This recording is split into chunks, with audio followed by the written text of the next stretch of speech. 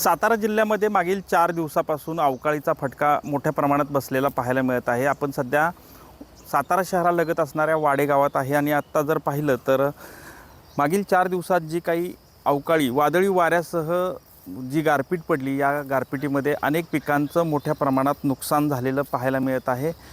या ठिकाणी आपण जर पाहिलं तर मक्याचं पीक देखील अक्षरशः शेतामध्ये झोपलेलं पाहायला मिळत आहे। याबरोबरच काढणीस आलेलं जी काही गहू आहे, ज्वारी आहे, या पिकांना देखील याचा मोठा फटका जो आहे तो बसलेला पाहायला मिळत आहे। प्रामुख्यानं सध्या आंब्याचं सध्या सीझन असल्यामुळं आंब्याची जी फळं जी लागलेली आहेत, या आंब्याच्या फळांचा देखील या गारपिटीचा परिणाम याच्यावर झालेला पाहायला मिळत आहे। आणि अक्षरशः अनेक शेतांमध्ये फळांच्या झाडांच्या जवळ हे आंब्याचं फळं जी आहेत ती पडलेली पाहायला मिळत आहेत।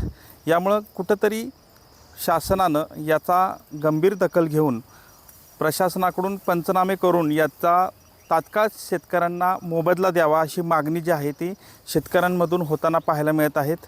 साताऱ्यातील साताऱ्यासह खंडाळा, वाई, पाटण, कराड याबरोबरच आत्ता सध्या कोरेगाव, खटाव या भागात ही जवळपास गारपीट झाल्यामुळं अनेक ठिकाणी नुकसान झालेलं पाहायला मिळतं आहे। कॅमेरामन आमिर शेखसह संतोष नलावडे, TV9 मराठी, सातारा।